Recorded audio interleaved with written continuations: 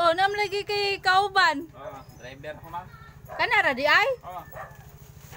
11 man ni akong gi-order. Makaroon ma'am. Ha? Makaroon abot.